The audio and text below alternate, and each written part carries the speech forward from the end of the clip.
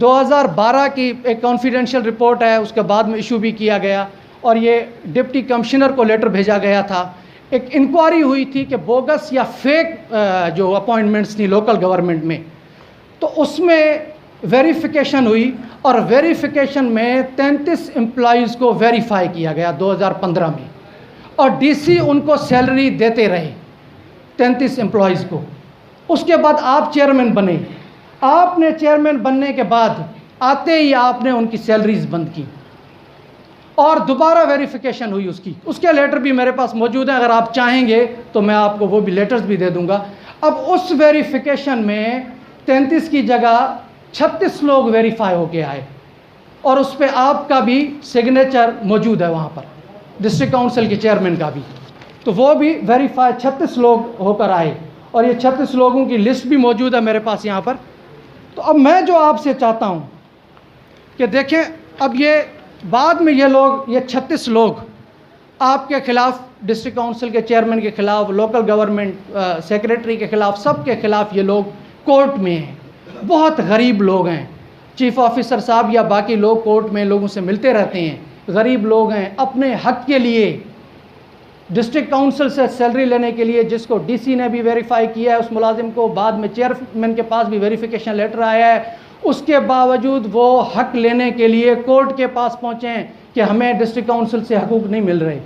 Chairman صاحب، سب سے بڑی ذمہ داری حقوق دینے کی سیاستدان پر آتی ہے. سیاستدان سے بڑا عوامی حقوق کا کوئی علمبردار نہیں ہوتا. اگر سیاستدان عوامی حقوق کا تحفظ نہیں کر سکتا اور سیاستدان کے پاس کوئی حق لینے آئے اور اس کو وہ اگر کورٹ بھیج رہا ہے تو پھر سیاست کا مقصد کیا ہے؟ سیاست تو ختم ہو گئی.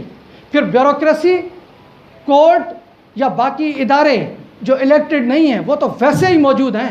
پھر ہم کیوں چاہیں گے کہ الیکٹڈ نمائندے ہوں؟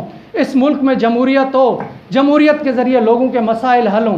لیکن یہ لوکل گورنمنٹ کے جتنے بھی لوگ ہیں، ان میں سے مسائل حل نہیں ہو رہے. 4 سال تک ان کو روکا گیا. میں چاہوں گا، آپ سے گزارش کروں گا کہ کائنڈلی آپ ان ملازمین کو، یہ جو 36 ملازمین ہیں، آپ جاتے جاتے ان 36 ملازمین کو تنخواہ دے دیں. آپ ان کو، چلے یہ ایک نیکی کا کام ہے، آپ جاتے جاتے یہ نیکی کا کام کرتے جائیں. مجھے کسی ملازم نے کہا کہ شاید چیئرمین صاحب ہم سے ناراض ہیں. کس بات پر؟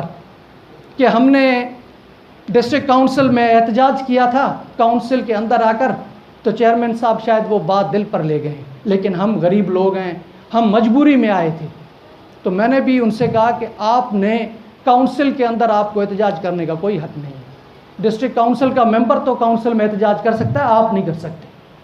تو چیئرمین صاحب، اگر آپ نے اس چیز کو بھی دل پہ لیا ہوا ہے تو بڑا دل کریں. اگر آپ نے انہیں اس بات کی سزا دینی تھی کہ 4 سال انہیں سیلری ان کی روک دی، تو 4 سال بیت گئے. جاتے جاتے آپ ان غریب لوگوں کو، یہ ڈسٹرکٹ کاؤنسل کے ملازم ہیں، پہلے، دوسرے، تیسرے، چوتھے، 5ویں گریڈ کے، ان کو خدا را ان کی سیلریز ان تک دیں، ان کو پہنچائیں تاکہ ان کے گھر کے چولہے جلیں. 4 سال سے یہ لوگ در در کی ٹھوکریں کھا رہے ہیں اور کورٹس میں ادھر ادھر. اب کرونا کا ایشو ہے، اب جب تک کورٹس فنکشنل ہوں تو یہ تو ان کے مسائل حل ہی نہیں ہوں گے. تو ہم تو، اس کاؤنسل نے نہ تو امپلائیز کے مسائل حل کیے ہیں، اس کاؤنسل نے نہ تو ڈسٹرکٹ کاؤنسل کے ممبران کے مسائل حل کیے ہیں، اس کاؤنسل نے نہ تو سانگڑ کے لوگوں کی خدمت کی ہے. ہیلتھ کی صورتحال آپ دیکھ لیں، ایجوکیشن کی صورتحال آپ دیکھ لیں.